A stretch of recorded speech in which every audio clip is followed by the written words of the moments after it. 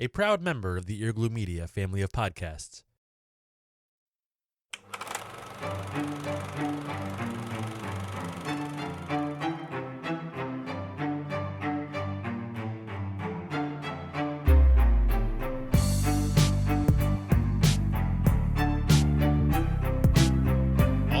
And welcome to another episode of the Film Appraisers. This is the podcast that evaluates your favorite films. And we're in a new year. It's 2021. It is upon us, finally. And we're going to start this year off with giving you a bonus episode. Yes, finally, we're doing a reactions episode. It's been so long. We've waited all year. I think the last reactions episode was 1917. Not the year. It feels like the year, but it was the movie 1917 back in January of 2020. But today we're going to talk about the recently released Wonder Woman 1984. Yep. Yeah, we'll get into that. To let you know beforehand, it's been a while since we've done the reactions episode, so we will be discussing all elements of this film. If you haven't watched it yet and you don't want anything revealed to you, just put this episode away, save it for later. Let's go ahead and get into it. And with me, as always, is none other than Joe Kane. I'm going to go ahead and say, if you haven't watched it yet, maybe just listen and skip that part. Yeah, I'll save you 2 hours and 30 minutes. The longest 2 hours and 30 minutes of your life. It's like conjures up Titanic. And yeah, so whatever. All right, I'm going to, before we get into the rest of the introductions and whatnot, I'm going to preface this. It's not as bad as all that. But I have criticisms. We're going to get into that. Yeah, for sure. So actually, Todd is going to be, he's still on Christmas break, Joe. He's not going to be with us today. And that's too bad because I know Dude's been on Christmas break for like 2 years. It's like he's a constant at Christmas break.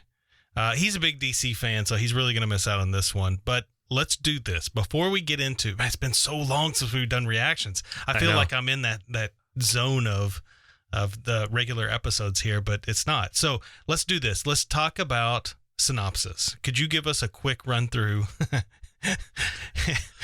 I laugh because it's really easy to do. Why don't you give us a quick run through? I really had to cut this down a lot because the movie, like we said, was 2 hours and 40 minutes. So I really had to cut this down to get this into a quick synopsis. But after 66 years of laying low, Wonder Woman decides to make a big splash by taking part in a plot to commandeer an innocent man's body and free will. Meanwhile, the Mandalorian turns into stone and decides to do the evil genie thing for a while before giving up voluntarily. Also, how did none of this show up in Batman's background check in Justice League? He's some kind of detective, isn't he? For real. Yeah. Was it in the original Wonder Woman where he sends her a letter? It says something like, tell me your story sometime. It's like, where have you been? Like or something. Yeah. He says, where have you been? And it's a picture of her in 1918. So somehow he managed to find 1918 her, but not like all of this. Who knows? I can't with Warner Brothers and DC. Like the DC cinematic universe, and most of my thoughts today are going to be about the DCCU, which doesn't even sound as good as the MCU, and the issues that it has, and most of it is around planning. I feel like instead of making a plan and executing, they start before the plan is finalized. Yes. And then they 100% agree. Like they've already rebooted Harley Quinn, right? Mm-hmm. And the excuse of what I believe is the official excuse that I saw online for why she didn't show up in 84 when Batman did a background check now is that they are rebooting the Justice League portion of things going forward with a new Batman and whatnot, and that isn't canonized to the same storyline as this film now.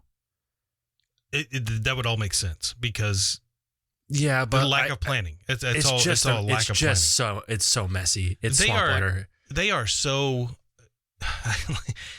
You probably tuned into this episode because you wanted to listen to reactions of ours from Wonder Woman 84, but you have to talk about Warner Media and their handling of the DC universe because it's such a poor handling of it.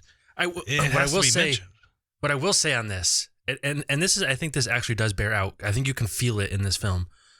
This film, not pre-production, not after it was done, in the middle of actual production on this film, Warner Studios went through corporate takeover, right? And I think, the bosses and bosses all changed in the middle of this.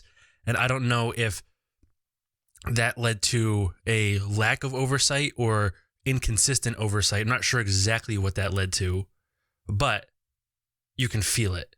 It doesn't feel, it feels without direction. It feels and I don't mean like not a director. I mean like grand direction as far as the DCU goes in this film's. Right. Like, yes, this feels outside of that line, sort of like sequel trilogy of Star Wars. The sequel trilogy of Star Wars, or some of the Fox Marvel stuff that happened leading into Disney buying that, where it feels like they just were like, oh well, we're changing hands now, so who cares?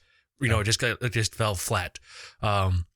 It feels a little bit like that, like the changing hands definitely played a role. I'm not exactly sure how it played, but there does seem to be some like damage from handling in the film.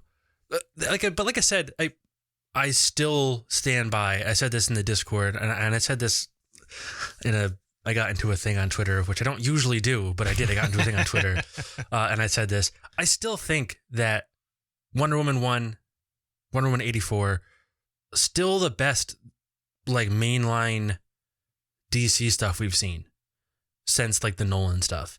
Yeah. Right. And I actually would even put like, I'm not as high on the third Nolan movie as most people are. Something about that film, maybe it was because I liked The Dark Knight so much that Rises felt flat to me. Yeah, I get that. I would put that above these, but I would put them pretty close. I would put them 20% off ish. It's not like, Justice League and Batman vs Superman. Those are movies that I cannot sit through. I just find those movies. I've still never watched Justice League. I've never watched it. After Batman vs Superman, I couldn't do it anymore. It's one of those things that like I watched it once. I'm glad I watched it once. I needed to watch it once. Once is perfect.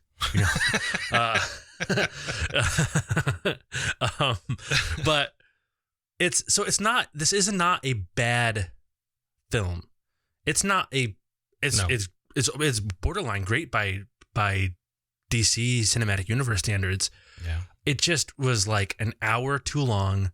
The plot was too thin. There wasn't enough there. The stakes didn't really feel real. I didn't understand a lot of the choices or the treatment of Wonder Woman in general. It's just laden with little problems that stack up to make it what I found to be a super enjoyable experience. Yeah, I'm not ever going to go back. It took me until just last week to watch the first Wonder Woman for no other reason than I just don't trust DC and Warner Media and the way they handle things. Well, and that's the thing. It's like, I actually liked the first one quite a bit. But I went into it with DC expectations, so that played. Yeah, but right? below zero expectations. Yes. And, I would say, not on a film appraiser's dollar scale, but on just like hey, I'm going to the movies scale. That movie's like a 6.5. Looking at like the Rotten Tomatoes kind of spectrum of things. Mm-hmm. That's fine. I would put this one a little bit below. I put like Batman vs Superman and Justice League at like 2. So it's leaps and bounds above. But it needed a lot. We talked about this a little bit before we started, and over the week, it didn't feel like a movie. It felt like the story was there for a couple edition comic run or a long premium show. Yes. Story arc. Yes. Right. Yeah. Very much so. Yeah.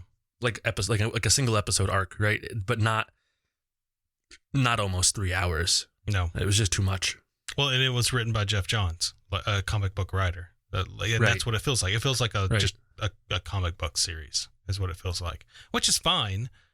But in the pantheon of filmmaking, this is going to be low Yeah, on the totem pole. You know, if I would love to see this movie recut to like 84 minutes, 90 minutes, like an hour and a half. 84 minutes. Yeah. An hour and a half or something, right? Somewhere in that range. I think if you cut all that fat out of it, it would really snap. It would move right along. Yeah. And it would be easier to overlook some of the choices that you don't agree with. But as it stands now, there's so much downtime in the story. You dwell on the choices you don't understand. Mm-hmm. Yeah. Let's talk a second about Warner Brothers and their handling of just DC and everything that they're doing. Because we've got a little bit of news this week, actually. Warner Brothers had said that DC Films property is going to release 6 new... God, it exhausts me to even say it. They're going to do 6 new DC films per year. They're going to do 4 in cinemas and 2 on HBO Max. And remember, we're coming off of Warner Brothers. It's a whole different podcast if you want me to go on and on about Warner Brothers and the way they handled 2021 and probably doing surgery with a hatchet instead of a scalpel here, and releasing everything on the HBO Max simultaneous with theaters. But so this week they say they're going to do 6 new DC films per year, 4 in the cinemas, 2 on HBO Max. And then they convolute it and say that they're going to do 2 different cinematic universes. They're going to do DCEU, so the DC Extended Universe, and then the DC Cinematic Universe, which is all... The DC Cinematic Universe is just, Todd Phillips' idea earlier for doing DC Black, when he said he wanted to do Joker, and he suggested put it under a new label called DC Black, which they actually did for their comics, and they're great comics. They didn't call it that now. So they've got DC Extended Universe, DC Cinematic Universe, and DCEU, the Extended Universe, is going to be the garbage, like we're talking about, like Wonder Woman 84 and Justice League, and all of those films like that all part of the main storyline. And then DC Cinematic Universe is going to be things like Joker, like we saw with Joaquin Phillips or Joaquin Phoenix, or the Batman that's going to come out in 2021. But to convolute it all, then DCEU is going to start playing around, and we know they're going to do multiverses, because we know that with the Flash movie, they have rumors, air quotes here, rumors of Michael Keaton and some of the other Batmen that have been in some of those films. Anyway, it exhausts me the way that DC is being handled by Warner Media, and it doesn't make sense. Like they don't have a niche, they don't have a role. Like they need to know their role and just go with it. It makes sense, but not in the way you want it to. So here's what it is, and this is a super cynical, but this is what I genuinely believe, and this is this seems to bear out to me. All right, so. It's a mess. I'm just going to refer to them as the movies that I like and the movies I don't like. Right. So, because that's the two different universes they've come up with. That's what they are. The movies you like and the ones you don't like. The ones I like, right? I feel like they have those people who want to make those films. Those films make good money and they're worth putting time and effort into, although probably less, they take more work. So they're going to come out less frequently and be a bigger project. So those movies are going to exist because there is a will to make them within Warner Media, so they'll exist. The as like you said, the garbage, the fluff, they figured out, right? I mean, you can just go back, look at the box offices. They figured out that for like very little input, right? They're not going to be, I think they've realized they're not going to be able to challenge the MCU. It's just not going to happen. No, right? But they want to, but they can't. No, I don't think they want to. I think they stopped. I think that's where it stops making sense for you, and where I think it makes sense. They're not trying to compete with the MCU. The MCU is on a scale that is out of their reach, but they figured out that with like 30% of the cost and effort that MCU takes, they can get 45 or 50% of the box office and just pump them out. Yeah. Right. Look at what, I mean, we talk about how bad they are. Look at how good those movies have done in the box office. They've done fine. They've done $300, $400, $500 million box offices with much less on budget. So they don't need to make a bunch of Endgames. They need to make a bunch of, or they're not trying to make Endgame. They're trying to make a bunch of Batman vs Superman that just rakes in a bunch of money and is easy. And so I think that's where we have two cinematic universes here. We've got one that is just a cash printer. People will go see. People will always. Do you know how bad Batman movies will have to get for people won't go see them? Yeah. People are just going to go see them. Enough people will just go see them. I mean, honestly, I mean, you said it before. This is probably overly critical, but of Star Wars, but like I think it's a slightly worse, slightly lower cost, lower effort version of the sequel trilogy. It's just films to get the general audience in the seats. Mm-hmm. I think that's why I'm probably so upset about it, is because I do love Marvel, but I really like DC. There's a lot of things from my childhood that I really love. Well, that I really followed with DC, and just to see it handled in such a... They're going to make you movies. Yeah. They're just not going to make all of the movies for you. Right. Right. And I think that, I mean, honestly, as messy as it is, I mean, the HBO Max thing in general, like on a meta scale, the streaming service itself is also a convoluted mess, because it's like, it's not the same as HBO, and you know how many people think HBO Max is HBO and Cinemax isn't on there. It's not HBO and Cinemax. It's like HBO plus like some other random Warner Media things, and they've not been good about describing that. And it costs the same as HBO, but you can't get it everywhere. It's like just in general. It's just in general, mess. Everything about Warner Media is kind of a mess right now. But a year ago, well, we'll say a year and a half ago, they weren't making a DC movie for DC fans. They were only making DC movies for general audience, people in seats, mindless cash grabs. Yeah. At least now, as messy as everything is, they are starting to make films for DC fans. So it's a step in the right direction, but it's still a disaster. It is. I think, like, I don't know. I'm not going to pretend to know every single thing that these guys and girls know or do when they run their business, Warner Media. I have no idea what the decisions have to be made. So I'm not gonna be the Monday morning quarterback. But I will say it feels like they don't know what they're doing. It feels like they don't know what their role is. Like they have a role, they have a niche, and they're really good at it. And there's certain things they can do really well. But then they try to go do other things, like this whole put everything to streaming for HBO Max, or put out stuff like Wonder Woman 84. So everything that's streaming for HBO Max, I think that is I think there is more desperation to that than people realize. It's pressure from AT&T to make money is what it is. Well, it's pressure from AT&T to make money, but it's future. Every minute they hold on to these films that they've already got in the works, they've already got money invested on, is future revenue lost. Because but that's my point. Like they only have 12 million viewers or 12 million subscribers to HBO Max. That's peanuts compared to the others, like Disney Plus and Prime and Netflix. This is how they fix that, though.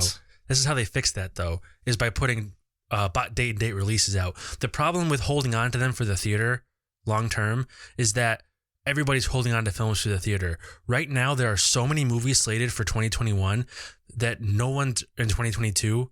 No one's going to make anything in the box office because there's going to be a new film every weekend, right?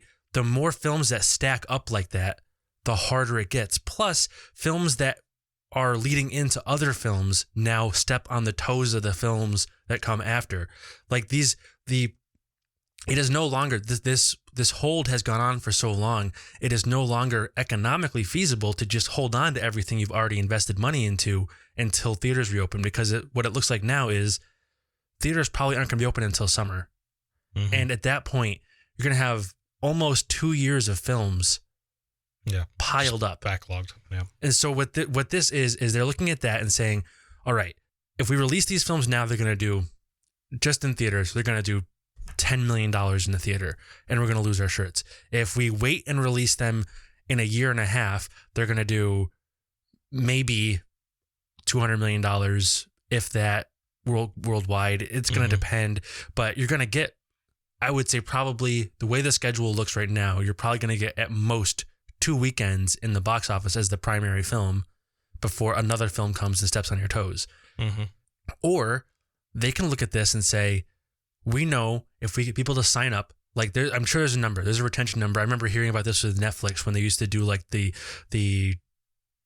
cheap introductory prices and stuff. They know if they get you to sign up, like 70% of people will just forget and stop and never cancel, right?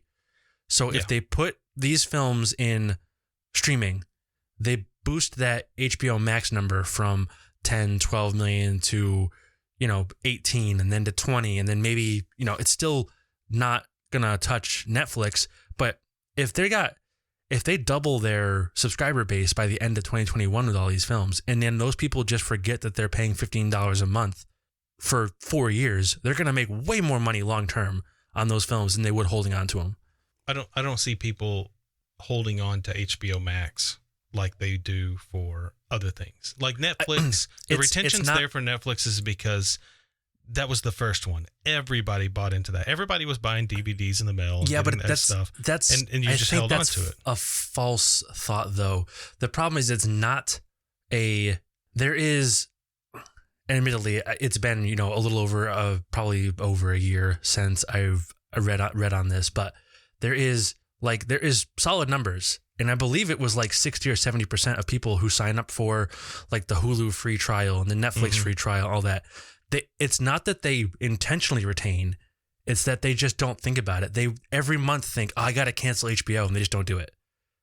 And then the percentage of people who just don't go back and do those cancellations is really high. Yeah. The number of people that cancel out of streaming services is pretty low once you get them in. And that's why the smaller services do so much to get you signed on, because they're pretty sure once they have you, it's inertia, right? It's not like there's a reason why most of them make you go to a computer and cancel in a web browser, not in the app, because it's still really easy. But that one little bit of extra effort makes it so like you're sitting on the couch watching. You're scrolling through your TV, like, oh, I still have HBO. And then you think, I'm not going to get up and go cancel. That makes me disappointed in the human race that we're not. I know. But it's true, though. It's how it works. And they know that. So they know if they can get you in the door, they're going to be able to retain X percent. It's probably not as high as it was 2 years ago. I'm sure people are getting more used to canceling now.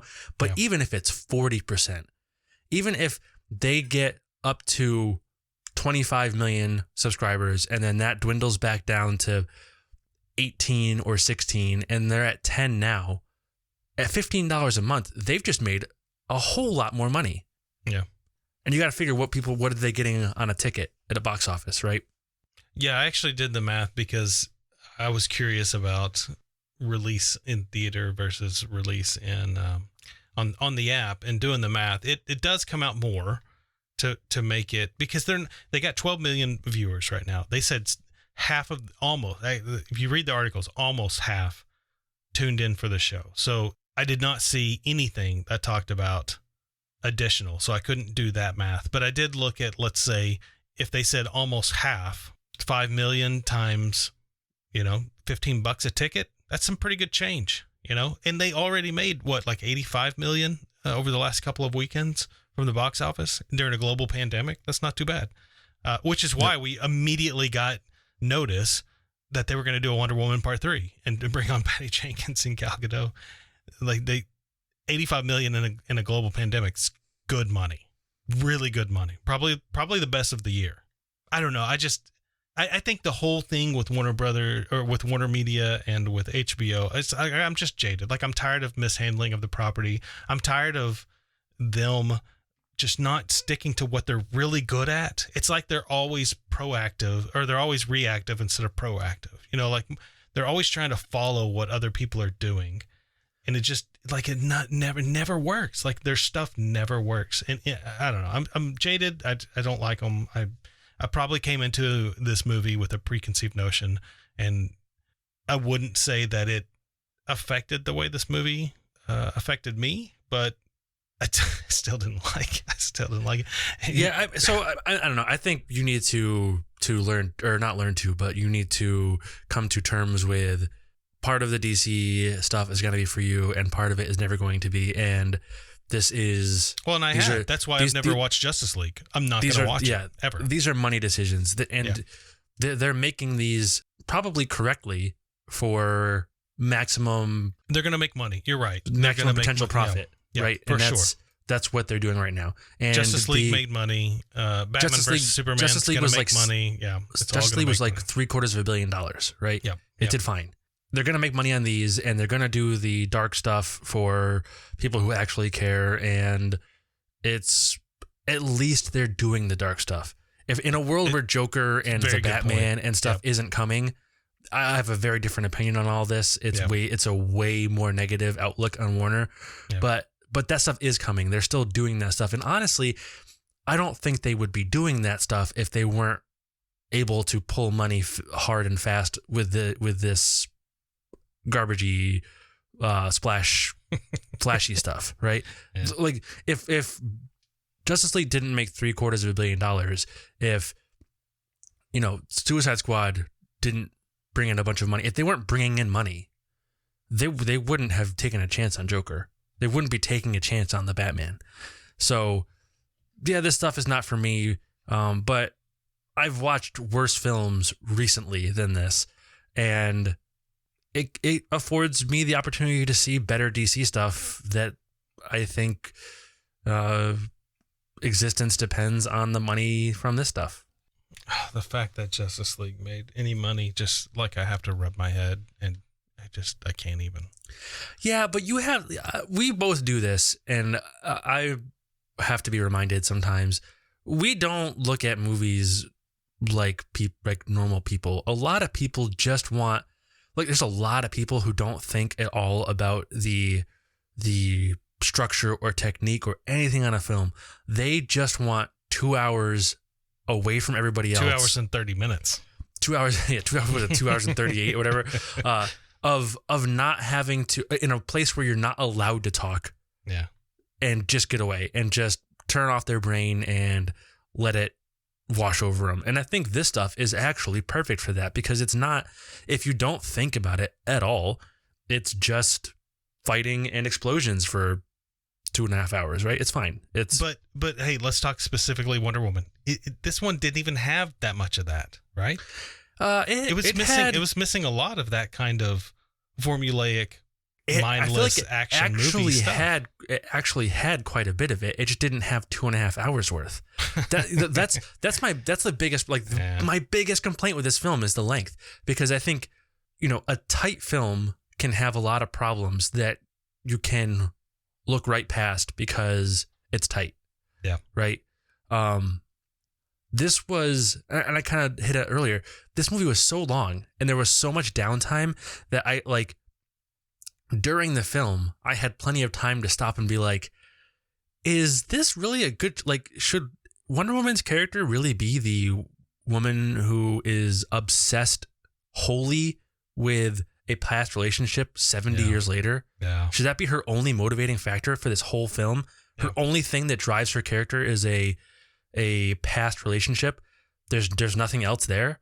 I don't know. That feels a little weak. Should Steve be occupying an innocent person's body and also throwing him into harm's way constantly, choosing to endanger this innocent person's life over and over?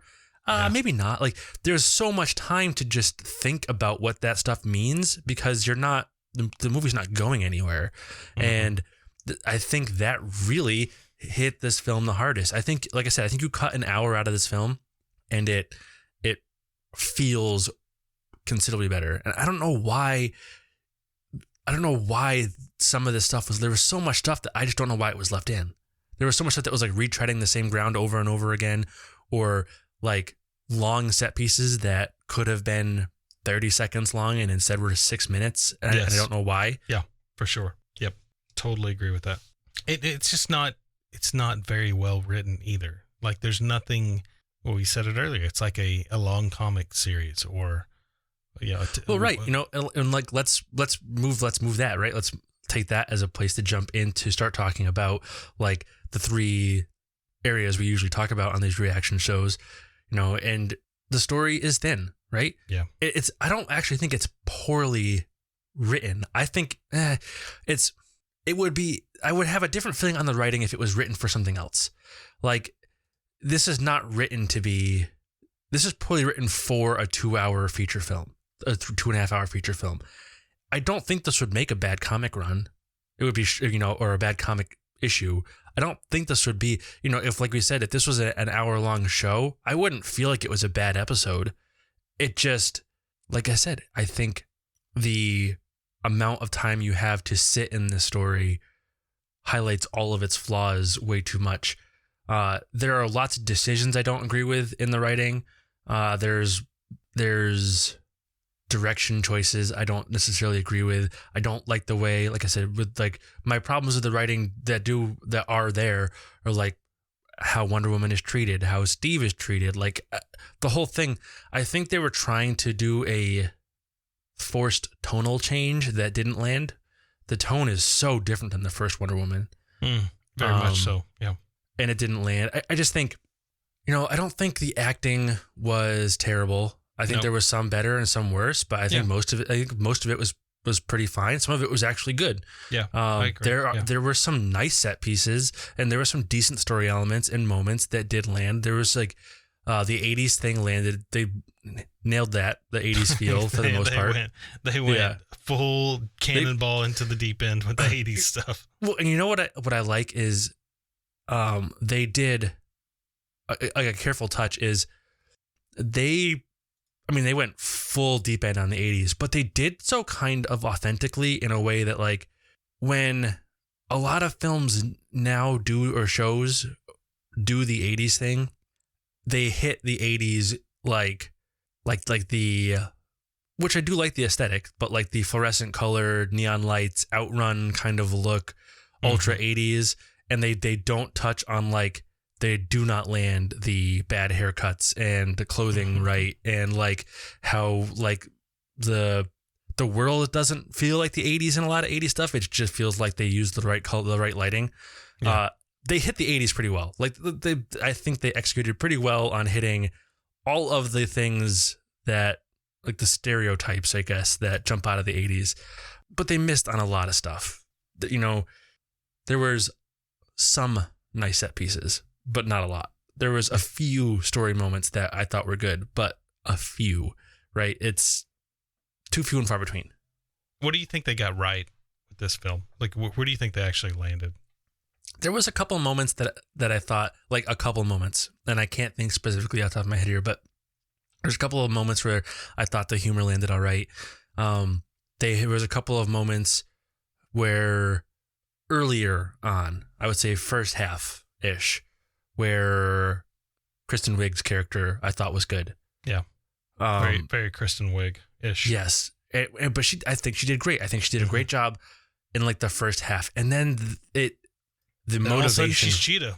And the motivation for her, like her, and I know they explain it with like the monkey's paw aspect where her humanity is the thing she gives up, whatever. Yeah. But it is like a light switch. She just changes characters, and I'm not putting that on her, but I think in the first half, she was like really great. I really liked her in the first half. I even, like there was moments that I liked of Wonder Woman, but I really did not like the way her character was treated for this. It didn't feel like Wonder Woman at all the whole time, for the most part. Yeah, you've got three big characters. I mean, you've got Pedro Pascal, which I can't even remember what his name was. No, me neither. In this movie, but he did a really good job. They give him. It's not really fair because when you give a character big personality, then an actor, any actor who's good at all, is going to play that character with a big personality, and they tend to shine more. So I think Pedro Pascal probably shined more in this film, but only because of the personality of his character. But he did a really good job. I think Gal did a really good job with her character, and I think Kristen Wiig did a great job with hers. You know what? Just thinking about Pedro Pascal, thinking about his character, about that whole story arc, I feel like the weakest part of the story for me is that they get the first 2/3 of everybody's character arc set up, and they didn't land any of them. Well, no, because the whole premise is based on wishes, and you wrap it up with wrapping up wishes. It's like there's no way to wrap up your character. They didn't, because it's so weak and thin. There was no fight. There was no like, even like the moment that Pedro Pascal realizes he's wrong, right? They didn't even have a big inciting incident for that, right? Yeah. Like that needed for that arc. He got a good talking to by the heroine. If for that arc to work, for the like, what have I become arc to work, to me, there needs to be a thing. His kid should have died, or something dramatic. Something that like was like, what did I just do? What have I become?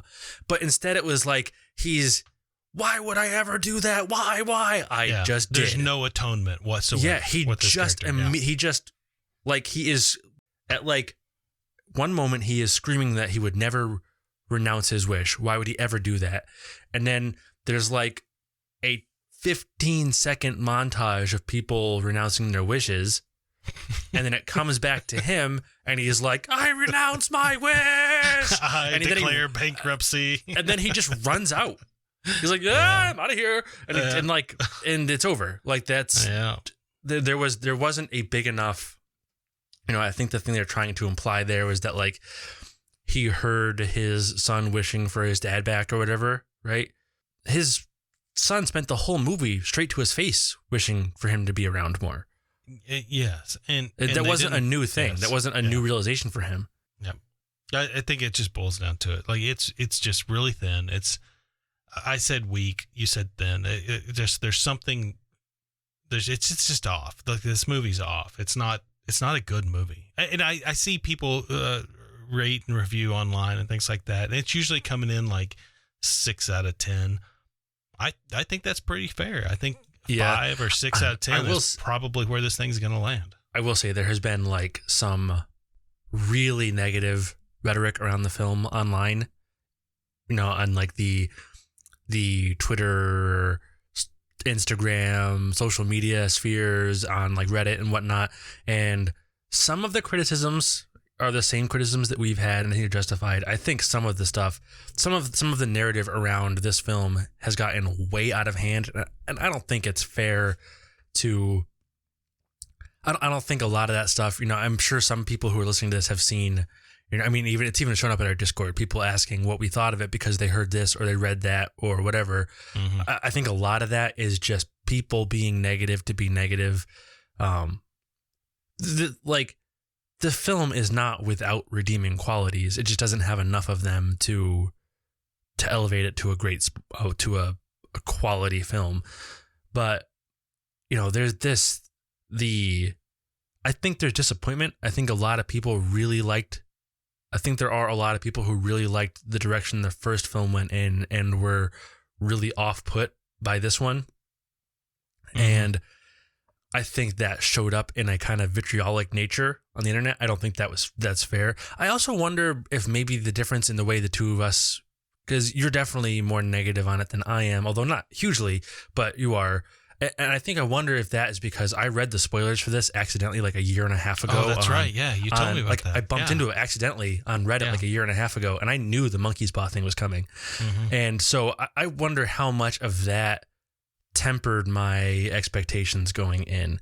I didn't consciously have that thought, but I'm sure it played a role. Yeah, I can see that.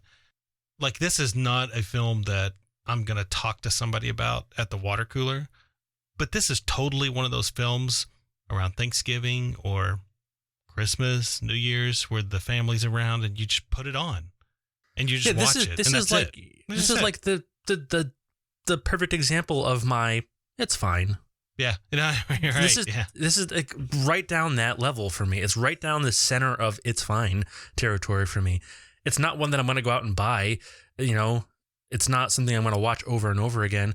But honestly, if I was like flipping channels or just looking for something to have on, I'd put it on again just to background whatever, just to have it on. It's not going to get my undivided attention a single other time ever again for the rest of my life, but it could totally be the background noise while I'm doing something else. Yeah. Now I will say that there was one part in this film where I did, like, I'm taking notes, and I'm watching it simultaneously. And there was one part where I really stopped and just watched it. And I thought, you know what? That's really freaking good. That's really well done. And that was the whole fireworks scene where the plane turns invisible and they're flying through it. They did a really good job. Like, you don't see that in movies. Like, I've never seen that in a film before. Like, what they did there. Great. Really well done. I'll remember that of this whole film. But other than that, okay. Yeah, you're right. It's fine. Yeah, it's fine. It's, you know, it's there ups and downs, and it was fine. I mean, it was like the 9th movie in on a marathon of time killing for me. And I really, really would have liked it to be shorter. Yeah. but other than that, you know, it was fine. You know, it was fine. It was like, it wasn't offensively bad or anything. No. It could have been better. Recommendation: watch it if you want to watch it. Hey, don't watch it if you don't have the time. It's not a big deal. Yeah, exactly. I still, like I said, like overall, you know, my overall opinion on the films, right? I still think this and the first one are like the two best things that have been in like the mainline DCU stuff so far.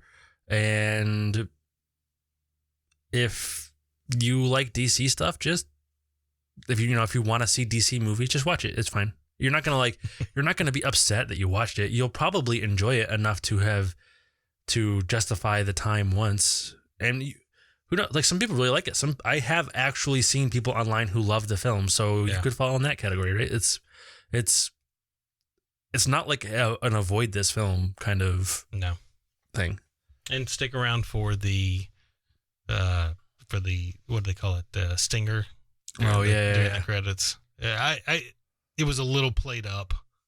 I was expecting a lot more, knowing that there was a mid-credit stinger, and when I saw what we got, I was like, meh.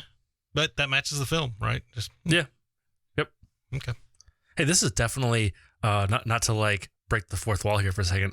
This is definitely our longest reactions episode ever. I thought that same thing. So I've been a little behind the scenes. When we do record, I watch our timer to see like how far are we going. We were 20 minutes into this discussion before we even talked about the film. Yeah, we hadn't even started talking about the movie. Yeah, so goodness. But like, I don't want to dwell on it for too much longer. But I do think it is like this film does have there's a big discussion around this film on a meta level about the direction of the DC cinematic universe. And we got into that, but I don't think you can talk about this film without that context being there, because it really is. This is a pivotal moment, whether intended to be when it was made or not. It ended up being a pivotal moment in what the DC cinematic universe is going to be. Yeah. So what do you say? Would you even recommend it? Yeah, I mean, if you're the person watching superhero films, I mean, you might as well, right? It's not, like I said, it's not one that I would say don't watch. It's just, they tried so hard to look like they were going at the Thor Ragnarok tone with this one, and they didn't get there, right? I think if they had managed to get that tone correctly, this would have been a whole different conversation. But they didn't land the tone, and then things unravel from there. But it's still, if you're watching superhero films, it's competent. It's a competent superhero film. It's just not a good one. Yeah. I've got it playing right now as we talk, and Chris Pine's character just came on, and I had shared with you earlier today, I cannot look at Chris Pine with this haircut without thinking of Team America World Police. Like, he looks exactly like the main character from that movie. I had a line for you. I was going to try to squeeze in, but I didn't see a good spot for it. I was going to promise you that I would never die, but I swear I will never die. I swear I will never die. So it actually got, like, I paused the movie. Whenever I noticed that, I paused the movie, and I got distracted through the whole thing. But I paused the movie and started watching clips from Team America because I couldn't quit laughing. I mean, I was like the length of this film, I know I keep saying it, but the length of this film, like, this was definitely a pause it, do something else, come back film, right? Like, yes. Yeah, you're not going to miss it. I was trapped at home with COVID and I didn't watch this in one sitting. So, like, it is what it is. I don't know. Oh, gosh. The best line to sum up 2020 right there. I was trapped at home with COVID and I still couldn't sit through this movie. Oh, that's good. Well, hey, so the next movie that we're going to watch, we're going to jump back into regular type of episodes here. We've done so many specials, and we're finally getting back to reactions, but we're going to do what's tried and true. We talked about, Warner Brothers didn't stick to their niche. But we're going to stick to ours, and we're going to go back to doing what we do best, and that's appraising films. And the next one that we're going to do is one that was really inspired by the I can't believe I'm saying this, the most boring thing ever, but the Disney shareholder telephone call where they started releasing new shows that they were going to put out. The shareholder call was specifically about their streaming service, and one of the things they're going to put out is a new Willow series. Got us talking on Discord about Willow and how much we loved it. Started a conversation, and so we're going to do Willow next. And that is a film that I hold so close to my heart. I haven't seen it in a couple years. I love this thing so much. I'm a little nervous. I have really fond memories of it. But I have real fond memories of it, but I don't think I've seen it since I was like 8. So yeah. I've got a feeling that the little fairy guys, I don't remember what they're called. They're probably not going to hold up. I bet their humor is very kid oriented, if I can recall. But everything else, I don't know. I hope I'm wrong, but I'm nervous. I'm a little nervous going into this one. I'm always nervous when I go back to what films I liked when I was a child, but haven't seen since, because there is like, it's like going back to playing GoldenEye again after, right? Yeah. It's in your head. It's amazing. When you go back and play it, you can't even tell what's happening on screen because it looks like you're playing in swamp water, right? That's funny. GoldenEye. We used to settle arguments in college with GoldenEye. We would do the caves with automatics, and first one dies loses the argument. We used to play. We're so on topic. We used to play Slappers Only. All the time. Slappers Only. All no the time. odd job. We had a rule though. No odd job. Yeah, you could never be odd job. Everybody had that rule. Nobody let anybody play his odd job. But yeah, it was Slappers Only. We were like 10, 11 years old. Slappers Only. Like cans of soda everywhere, and like 2 large pizzas. And that's great. Really good. Well, hey, let's talk about where you can find us, folks. If you want to find us on Twitter, it's at FAppraisers. Instagram is at FilmAppraisers. Email is filmappraisers@gmail.com. The website, earglymedia.com/TFA, or you can go to earglymedia.com/Discord, your own personal invite for Discord. Join us, talk to us, tell us about what you liked about Wonder Woman, what you didn't like about it, anything else. You can even give us suggestions. We are always adding to our listener list. It's a great place to do that. So come do that. We'll also we have a website for our merchandise, and I don't know why we've never mentioned this before. That's probably my fault here for not ever mentioning it, but we'll put that up in the show notes as well. We'll start mentioning that website in case you want to get that merchandise. But we'd love to have you join us and be part of the community. Yeah, absolutely. And while you're checking out all of those tremendously sweet places to check us out, Also, jump on and rate review the show. It means a lot. All right, folks, that is going to do it for us. Our first reaction show in 2021. Definitely not going to be our last. So thank you all for joining. Goodbye. The Film Appraisers was created by Josh McCrae, produced by Joe Kane and Josh McCrae, graphics by Albert Padilla, and voiceover by Morgan Marshall. The thoughts, expressions, views, opinions, and the like are those of the guests and the host of the Film Appraisers and do not represent the opinions of any entity associated with the creation or distribution of the films discussed herein.